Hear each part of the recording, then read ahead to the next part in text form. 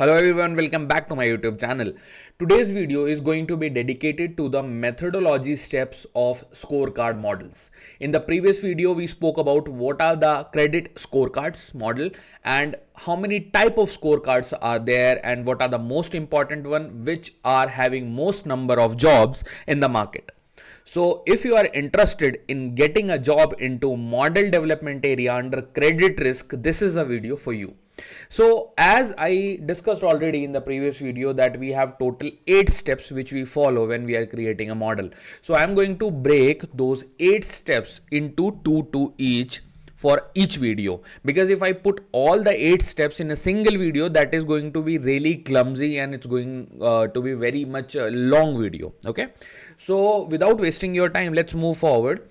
And before I move forward, let me just quickly summarize previous video. Okay, so in previous video we spoke about what is credit risk, we spoke about what are the scorecards, and then we spoke about credit life cycle. Then we spoke about some examples and hands-on examples, I showed it to you.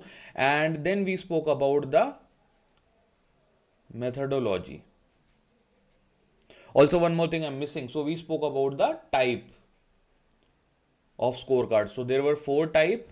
So out of 4, the 2 important one were application scorecard and then behavior scorecard.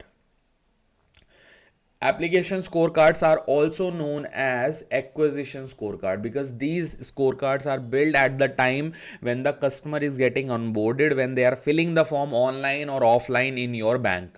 Then behavior scorecard obviously is created after a certain period of time when the customer has spent maybe let's say 1 year, 2 year and paying the loan EMI. So on the basis of the past historical behavior, we do predict whether the customer will default in the loan or not. Okay, so this was the kind of a recap about previous video.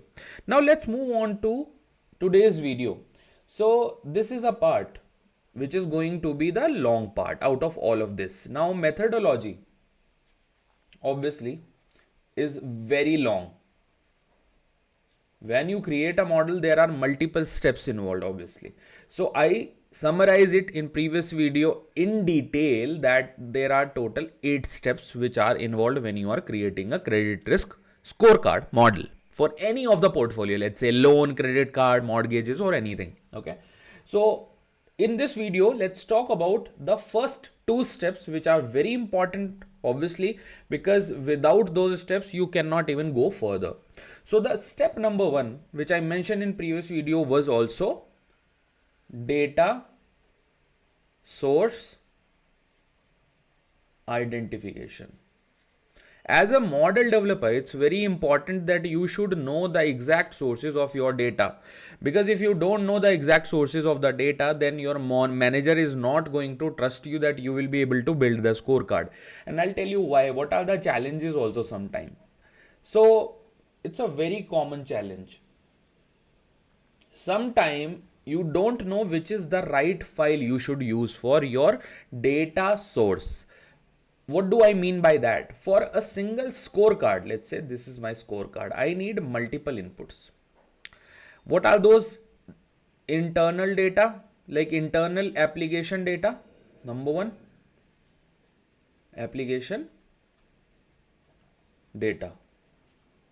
Then second input is the bureau input. So bank purchase the data from bureau. Now how that model works? Let's say I am a bank named SBI, State Bank of India. I go to a data bureau, let's say Equifax. Now I will never purchase a single person data. So let's say people are applying for loan from any specific pin code, let's say 203110. So this is a pin code. So SBI will tell Equifax that can you please share the data of this particular pin code people. Okay, this is also one of the way. Now Equifax will tell how many rows you need or how many customer you need from that area. So SBI will say, let's say I need 10 million customer data, and I need only some specific columns, let's say delinquency columns and their past history columns. So SBI is saying, let's say I want 15 columns. So Equifax will tell the price that for this 10 million people, 15 column, I am going to charge, let's say 10 million US dollar. And then bank will be able to purchase this data by paying to the bureau, and similarly bureau make the profit. Now bank will obviously assess this data and all these people who are applying for loan from this particular pin code. So bank will have a clarity that what is the past behavior of all these people. Now obviously bank will be able to generate the profit from the loan, EMI, interest and all of that, right? Processing fees, so many other hidden charges which bank always take from the customers. So this 10 million bank will recover from people only who are basically paying the loan. So here both the parties are at win-win situation, and you as a customer is paying obviously interest, so you are not at a win-win situation. Obviously you are buying something, obviously that's good, but you are paying more, right? Now this whole story which I told you is very important to understand that how data sources identification works. So there are two type of data sources. Number one is your internal bank data. Second is your external data. External data. Internal bank data is what? It's the application data, because the customer is very new. So all this methodology steps I am telling you for application scorecard. Okay, application scorecard. Application scorecard help us to take a decision whether the bank should give the loan to the customer or not. That is the purpose here. Now we have the application data. In application data we will have age. I'll give you example that what are the most common columns are there. So age of the customer, income of the customer, whether the customer is a salaried or a business, so type of employment, their geographical location, that means like which location they are based off, and then some here and there more important informations. Okay, so these are the information which will be there. Now in the external data, this comes from where? This comes from data bureau like Equifax. Equifax is just one. Then we have TransUnion, or we have Experian, and then we have Paynets. There are so many data bureau which do operate in the market, and bank usually purchase the data from them. Okay, now what are the columns will be there in this particular data in data bureau which are important, why a bank is paying? So let me write that in red color so that all of you know. This will talk about the payment history of the customer. This will talk about delinquency. This will talk about 30 plus DPD, 60 plus DPD, 90 plus DPD, and any past default flag. All this data you will combine with this on the basis of a primary key, and then you will create a kind of a overall data which you are going to use as a complete input for your model. Okay, I hope this is pretty clear. So this was your step number one. Let's go to step number two. Step 2, to create your model. This step is a bit longer one. Okay, so in this step we take certain individual sub steps. So step 2 is always divided into 3 steps. Create, target, variable. Number 1, okay, creating the target variable. Number 2 is your vintage analysis. Okay, this is your step number 2. Step number 3 is your sampling. See guys, step 2 is one of the very important steps because you are going to do so many important things in this particular step. So now the number one thing, let's talk about your target variable. So first of all, the question comes, what is your target variable? Target variable is always prediction of the default. So there will be a variable flag which will be either showing 0 or 1 or default or non-default. Default and non-default. Now 0 means non-default, 1 means default. Some company show 0 and 1, some directly show default and non-default. Now to create this target variable, okay, always remember it always gives a output in binary format. It always gives the output in binary format. So your output will be either 0 or 1. It will be either false or positive, either negative, something will be there. Okay, so only two output can be there. Okay, now second point is example of bad definition in a model. Okay, example bad definition. Now what is bad definition? Bad definition means that on what definition grounds we will call a customer bad customer. Okay, so example bad definition usually is in market standard in all the banks is, make sure you remember this point. Okay, it's 90 plus day past due DPD in 12 month.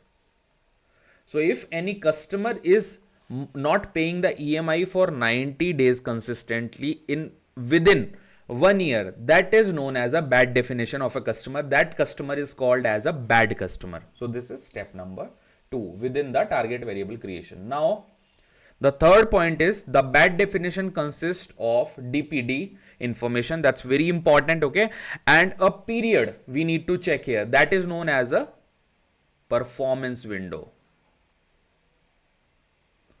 Performance window. Now what is performance window?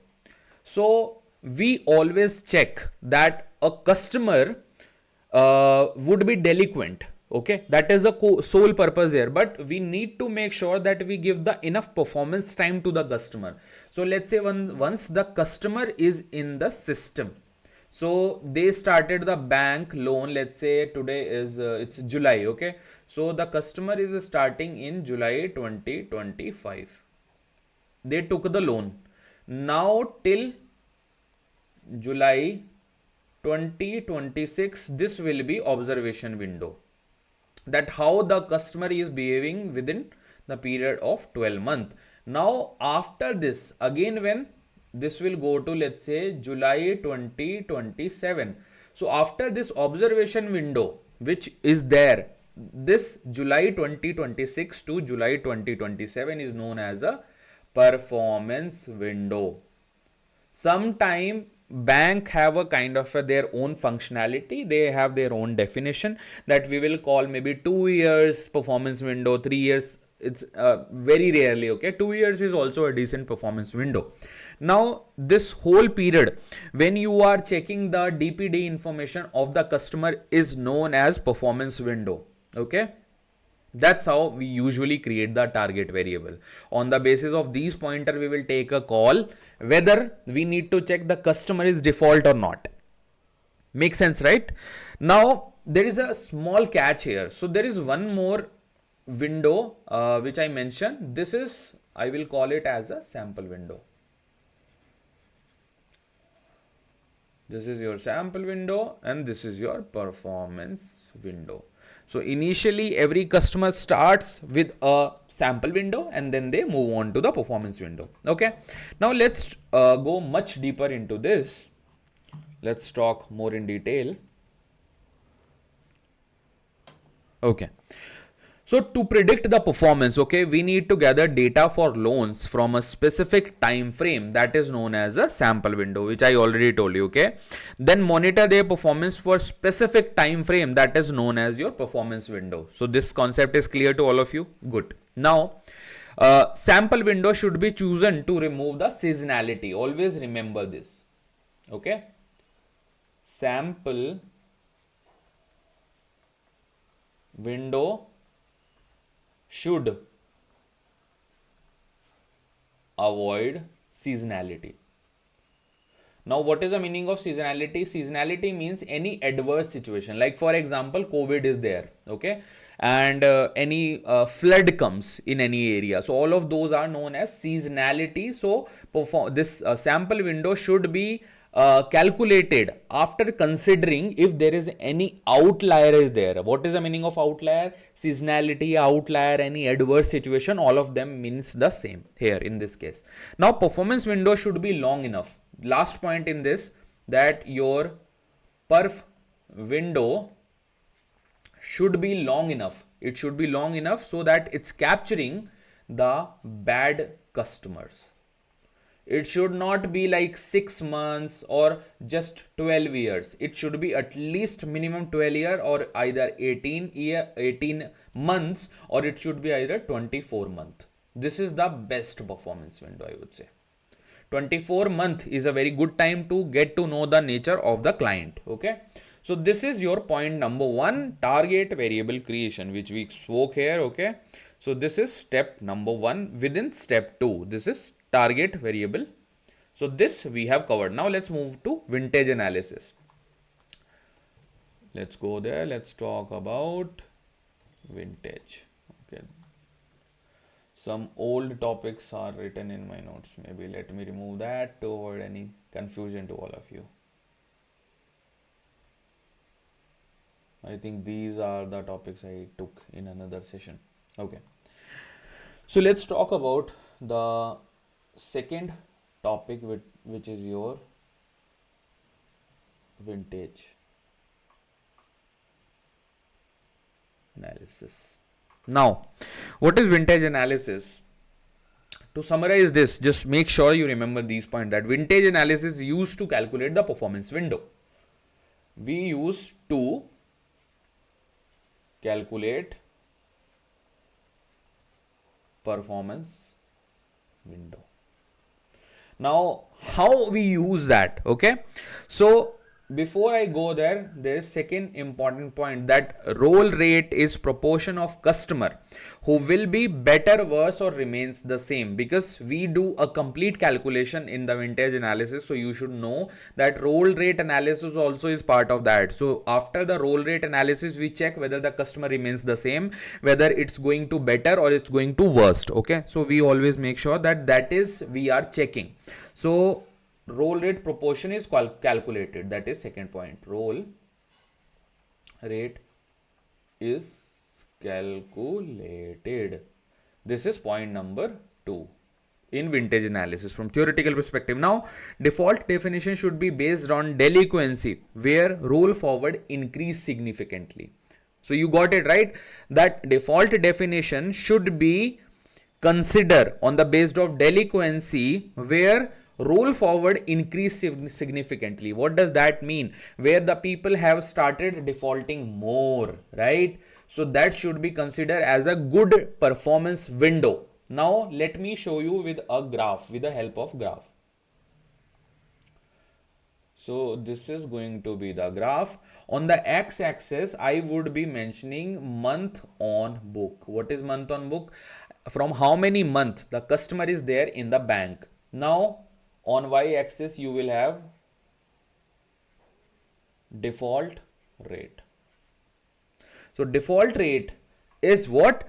At what rate the customer's default is increasing. So you should know that. Now, usually on this axis, we will have count, which starts from 0 itself, and this will go to in the month, right? So let's say 6 months, 12 months, then 18 months, then 24 months, then after 24 we have, let's say, 30, then we have 36, then we have 42. So these are all the month on book that the customer is there in bank from these many months. Now here is the default rate. So let's say default rate starts from, so this was 0, this is 0.05%, this is 0.10%, 0.15, 0.20, 0.25, 0.30%. These are all the default rate percentages. Okay, now how usually the vintage curve. Now let me draw a vintage curve. And I do have other important video also regarding the vintage curve, roll rate analysis, rollback analysis on my channel, so you can explore there as well. Now let's come back here in terms of model development specifically. Now usually how the curve usually look like, this will go like this, it will go up, then it goes down. Usually that's the trend looks like. Okay, now you will drive a kind of your own line to predict the actual default, that what is the default rate here. So that line usually goes like this.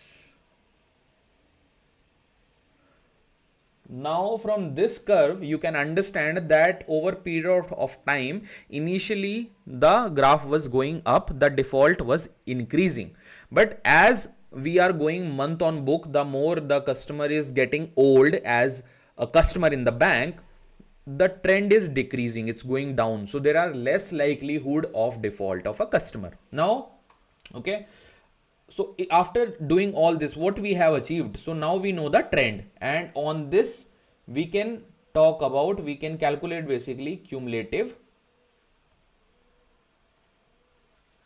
default rate.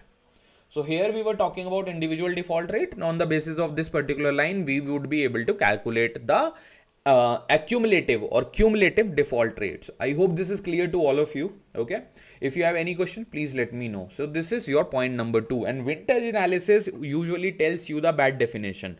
Now let me tell you one fact, so you should take a note here.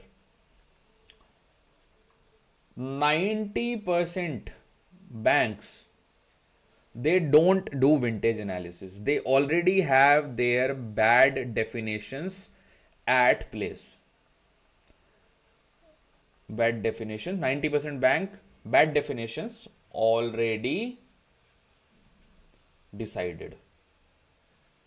And what is that? That is 90 plus DPD within 12 months.